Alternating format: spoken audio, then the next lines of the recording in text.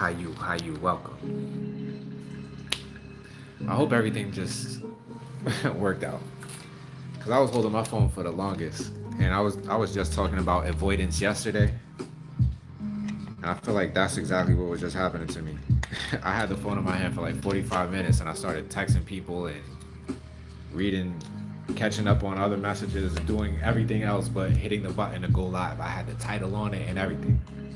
Anyway, I go by notes inner west, noise over silence, no one's similar, no one's sun, north or south. Shout out to you if you're catching this on a replay. Shout out to you if you're watching this live right now. It doesn't look like, oh, I got one like. So somebody was watching it for a hot second and then they got about it. I was charging my light. We're gonna get that going for lighting purposes. One light is better than no light. I did manage to get the music going. Tonight we're gonna talk about, well, the first thing we're going to talk about, after that, who knows what happens. But I was thinking about, while I was Christmas shopping,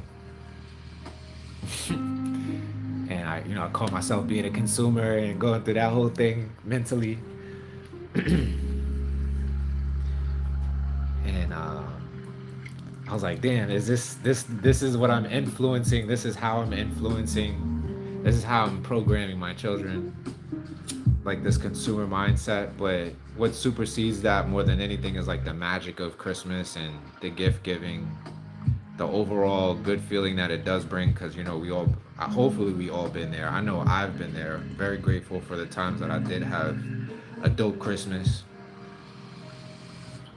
I remember my first Batmobile. Fire. It was the Michael Keaton joint. Ooh. Was that his name, Michael Keaton? You know, the one with the Prince album, the Prince soundtrack. That Batman right there, that was my favorite Batman, because that's the one. Yeah, I think Jack Nicholson was the Joker in that one. Who was it? Joe Pesci? Nah, it wasn't. It was Danny DeVito. Danny DeVito was the Penguin. Fire. So anyway, I'm purchasing gifts, for Christmas, thinking about consumerism and how I'm participating in it, like, but for a good cause. And I think that's probably what we always go to. You say, oh, it was a good cause to bring that happy moment of Christmas and unwrapping the box and believing in the magic of Santa Claus and elves that move at night when you sleep and you're not watching. They appear somewhere brand new every day. So I prefer my children to have that. They're not. Just because Dada doesn't believe in consumerism. You know what I mean? And I know there's creative ways to go about it, that way you still can like avoid being a hyper consumer during the holidays. But we ain't got time for that this year. And maybe in the future, right? When Aura's like old enough to understand capitalism and like economics, basic economics at least, then we can bust it down. We can have a little sit down real quick and be like, because she already told me that she thinks, she didn't say this specifically, but she did use the word legend, and she was telling me that elves are legends, and I was like, yeah, that's actually pretty freaking accurate. I was like, where you get that from? She said some show she was watching. I was like, that makes sense. That tracks. It might have been Dan to Dan. Who knows? But yeah. Juju, what up? Why are Americans overweight? Well, why is anybody overweight? But that's not what we're talking about tonight. That question is its own video. Right now we're gonna let me finish building my story about how I arrived to theming this video. What impact do you want to have on the world? And do you even have a choice? do you even have a choice whether or not you make an impact? Because one could argue that every time you interact with somebody, anything that you do influences something, causes something to which there is an effect, which goes on to cause something else to which there is an effect, so on and so forth. And therefore, you don't have a choice whether you impact the earth or not. The entire world. I mean, as you're just a drop in the ocean, or the ocean in a drop. Hold up. Let me correct that.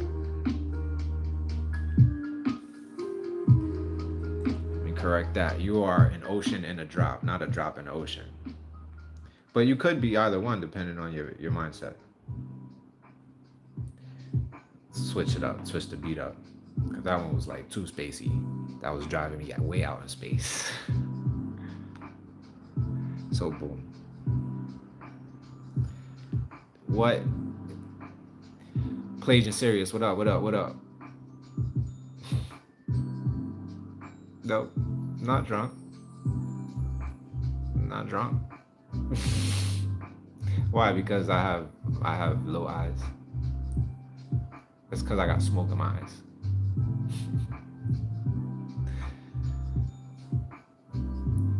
All right, somebody chooses to use sex instruments as impacts on the world,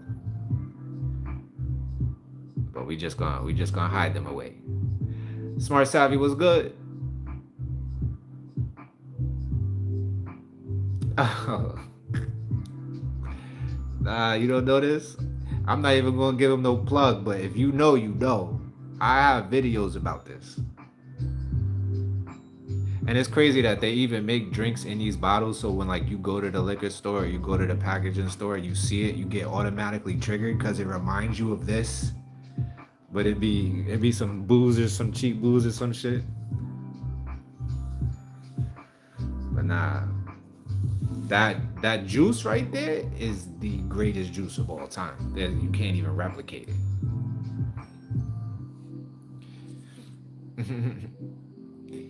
Happy was good, yo. I thought you was gonna be at the La Trabajo. No, La Trabaja. Pause. Right? Nah, trabajo is always trabajo. It's always masculine. Yo, Spanish be messing me up sometimes with the feminine and masculine.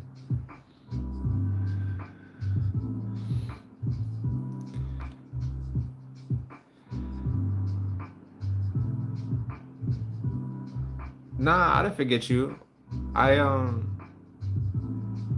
It didn't click right away that you were Mariana, but I know that you've been here before, and it would only been a matter of time before I put two and two together. Cause I have been wondering about you. Like I'm like, yo, where's she at? But I know you be out there fighting the taxes and all of that. So, cause you work so hard, so can't always jump into the lives all the time. But I'm happy that you made it. Thank you for joining us.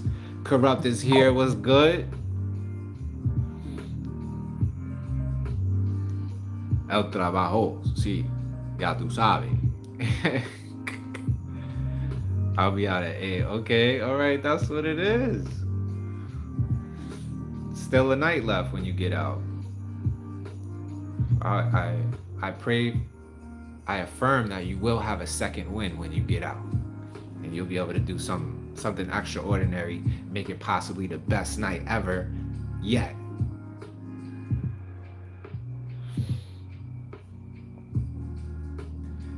Right. Yeah. I caught myself. I got that part down. We still working on Spanish. It's crazy how I kind of pivoted from Spanish to French. I was top tier Duolingo in Spanish. Like fluent, and I should have been able to say fluent in Spanish because that's how fluent one should strive to be. But shout out to you, speaking all these different languages, Mariana. I know you speak like 3 different languages or something like that. Spanish, French, and English. Fire. Mrs. Clayton, what's good? Welcome to the chat. I'm a little behind. I'm gonna get there. Hey fam, charging my phone in the car. Power is out. Yeah, severe storm. Oh, all right. Well, I affirm your well-being and your safe sheltering. And I was thinking about you earlier, Miss Clayton, because I was watching this video about polar bears, and I forgot that you live in Alaska, so like you inhabit land with polar bears, and I just hope that you get to keep safe amount of distance from polar bears, because people are trying to give polar bears a bad rap, but they just hungry, man. And they live in the Arctic. Imagine finding food in the Arctic. I'm just like, damn, what a place to for nature to pick for you to specifically exist. Like polar bears can't even like migrate.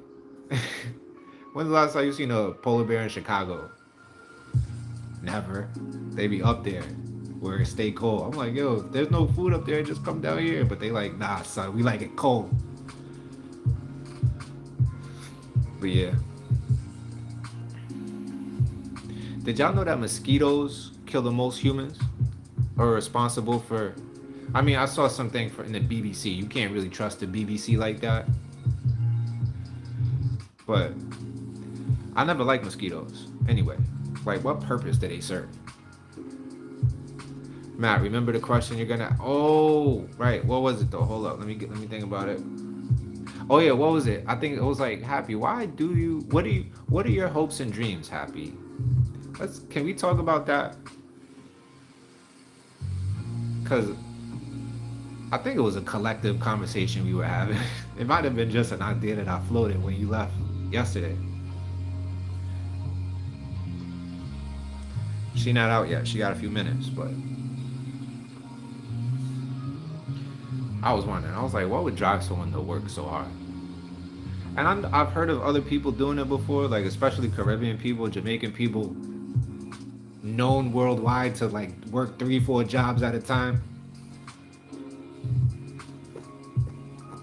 But I was asking myself if I would do that. Well, you said something like 4:30 to...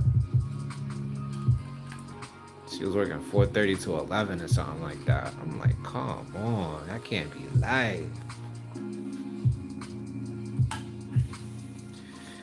Speaking of work, I heard the new, if you there's something called a CPI calculator. It's a calculator that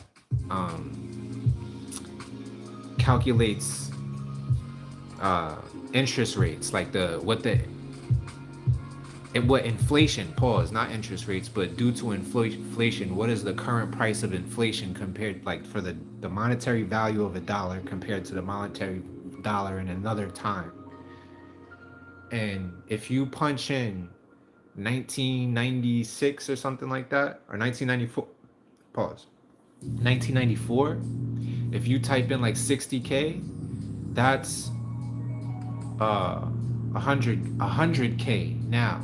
It's that much value has been lost in the dollar.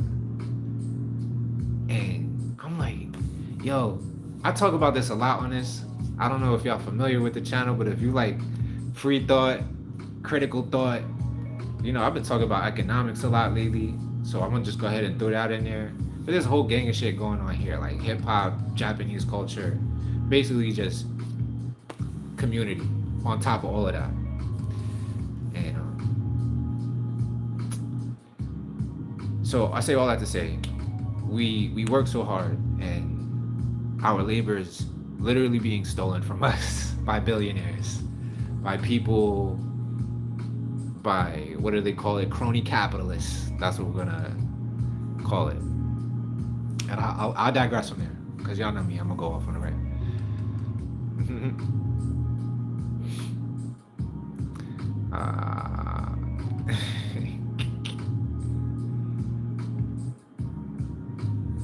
Men who have crushes on Latinas always hit you up with the most gringo Spanish ever. They think changing the world. Thinking they changing the world is cute. Yeah. But you gotta, it's if you like Latinas, if you love Latinas, you gotta, your objective is always to be as fluent as possible. But if you don't know something, you gonna try something and you gonna see if it fly. I know that's a fact. You gotta do whatever it takes.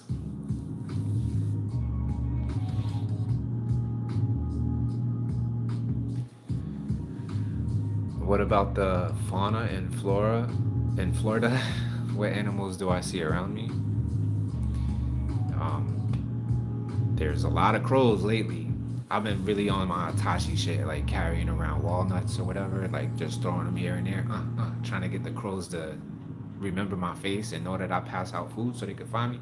Hasn't really been working yet, but the other day there was like 100 crows just in the area. I was like, something's catching on, but it only happened once, so I can't really say it's because of my walnuts, but can't really say that it's not. So we just gonna leave it with that. Um, but everything else is pretty normal, like squirrels, mice. um, what else? TQE was good. Chris's father, Julius, has 2 jobs. In case you didn't know. Who's Chris again, Mariana? Remind me.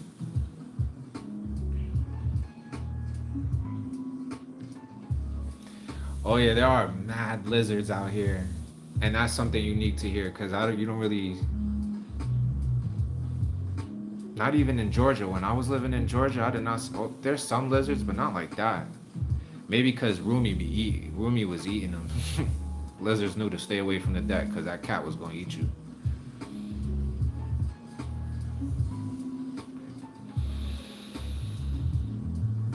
Yeah, crows are such cool animals, yo. They're smart. Crows and ravens, I've always wanted to befriend because that just seems like the coolest animal to have as a familiar. Like especially if they get cool enough to like constantly come up to you, maybe even land on a shoulder. Would that be too much to ask? We don't know. Like, but yeah, you just walk around and land on your shoulder and you play it cool. Like this happens all the time.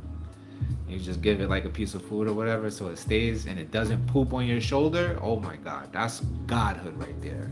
I bow down in gratitude to anybody who can show me the way, because I be trying. I heard that all you gotta do is carry around food that they like and just throw it around, especially if you see some, but you can't watch them because they watching you watch them. So the trick is to not watch them. Even if you just act like you didn't do it, they gonna think that you dropped it by accident.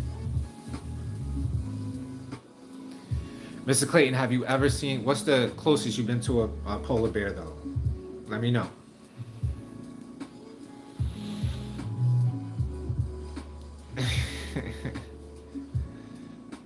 For real.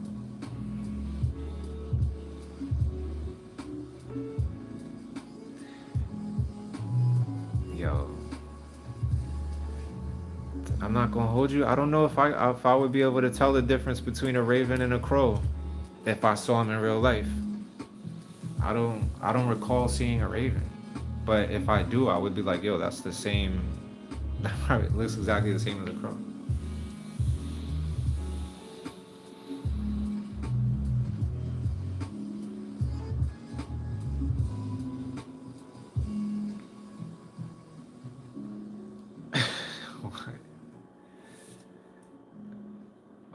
Oh, you make music with them. Oh, okay. I don't know why I was reading like cross-eyed for a second. I love crows. All right, but I got you. That's what's up. Yeah, crows are dope, man. I think the character Itachi from Naruto, Uchiha Itachi. Let me be respectful and say that man's whole name. What a story, son. Oh my god, if y'all don't be watching Naruto, what are y'all doing? Oh, what a story. Shit is biblical proportions with the suffering that people end up going through. And again, influencing their environment. Like the theme of this video is, what impact do you want to have? I don't think I even finished that story. I was talking about consuming and thinking about consuming as I was consuming, and the influence what that was doing to the mind of my daughters when she knows these holidays come up and you get gifts for these holidays, and what in turn, what does that make her expect when she gets older? Like, what does she think How does that influence her narration, her interpretation of the world around her, what she should expect? Blah blah blah blah blah. Going down that whole line of thinking, and at the same time, I was watching a video as I was having this thought and buying stuff. I was also, the smartphone brain. You going from Amazon buying some shit to Instagram to look up some shit, but then when you go on Instagram, you end up watching a video or two or three or 100. Who fucking knows? But so I went back to Instagram and I saw right at the perfect time. It was a video of a guy teaching his like 5-year-old daughter how to spin a bow staff. And I was like, yo, that would be cool to get a bow staff and teach Aura. Like, I don't even know it, but that would be dope. And it's a simple like technique how to spin it around your neck or whatever. So like a 5 or 6-year-old could learn it. Anyway, I just thought of that and I was like, imagine I had the thought that no matter what we do, our children are gonna like what we like. So like if I was into bow staffing, if bow staffing was a big part of my life right now and Aura saw me using it every day, she would naturally have an inclination to be like, I wonder what that's about. Let me try it out. Maybe she would like it, maybe she wouldn't. You don't even know. But just the fact that it's prison. She might not know what bow staffing is right now. Like it might not even be a concept in her mind.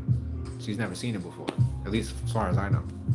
Maybe that one time when we watched I think it was Jujutsu Kaisen together, and one of the characters, Maki, she uses a bow staff or whatever, so she might have seen it and had it, but it's not the same thing as seeing your parent, your caretaker do it for hours.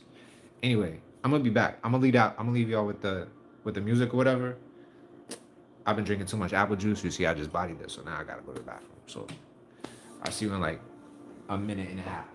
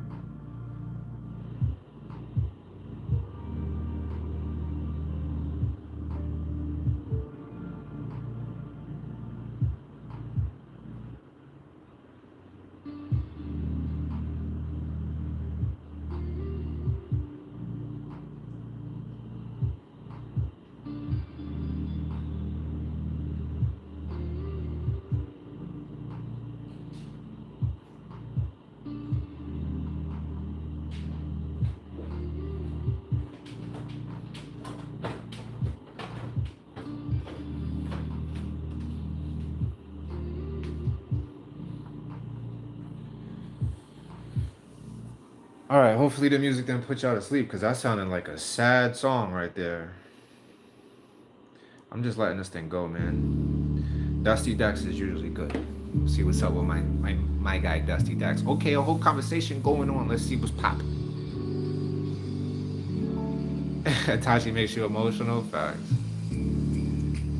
Yes, Ravens. They got one of them vocal boxes that can do a lot of special shit.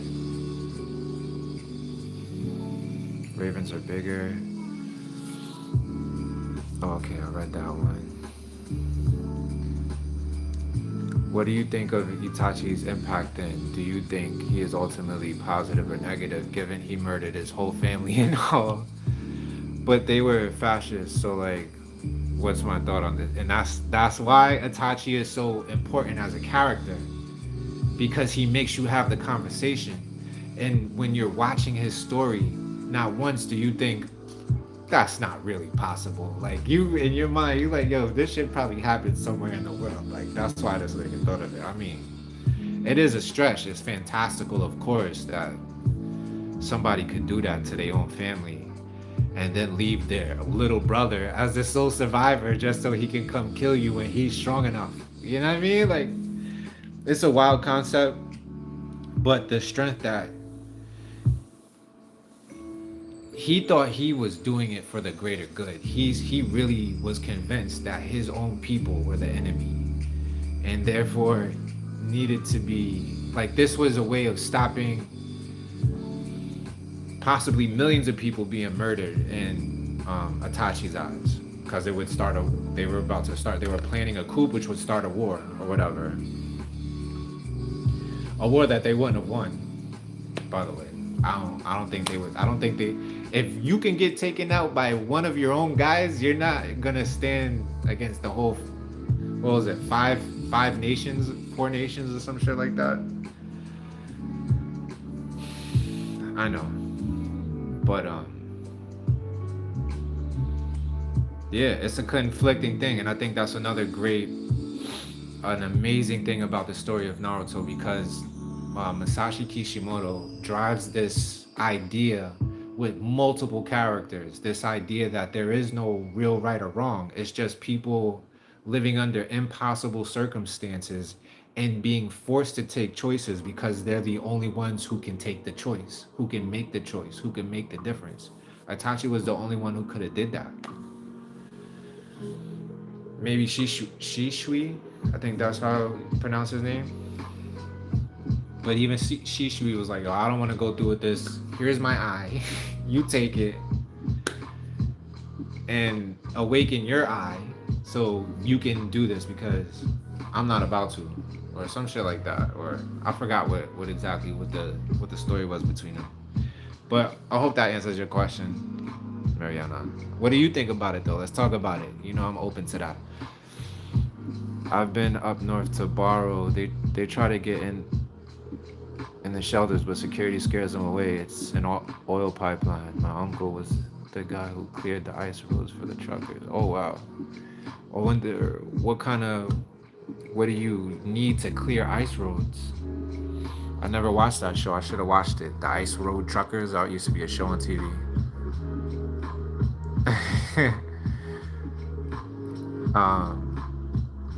Bohemian was good.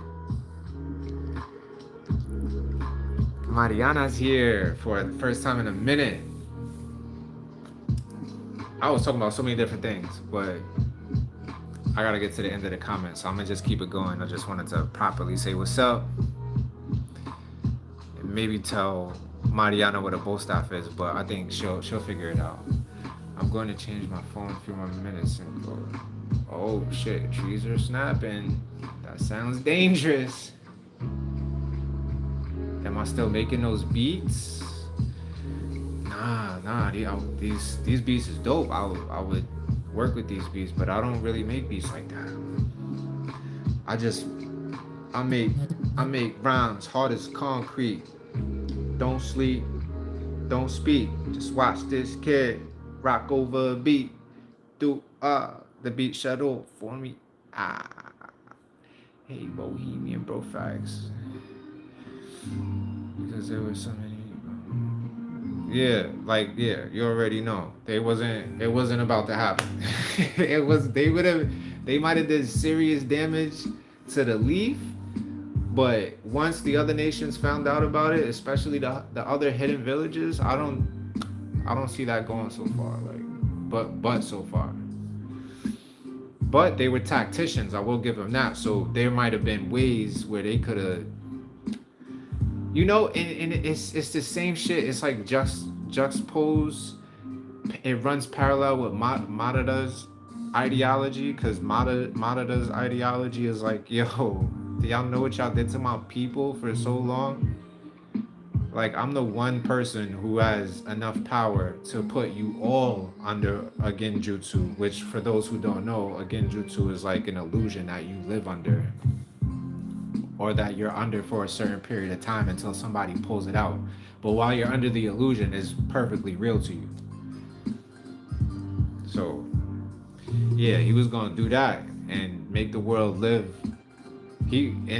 From what I interpreted, he didn't necessarily, he wasn't opposed to having people live out their fantasy, a real life fantasy in the genjutsu, so you wouldn't suffer in the genjutsu, but nonetheless you would be under the genjutsu and you would not be existing in the real world. You would be wrapped up in a cocoon for the rest of your life as life force for a tree. It's wild shit. Wild shit.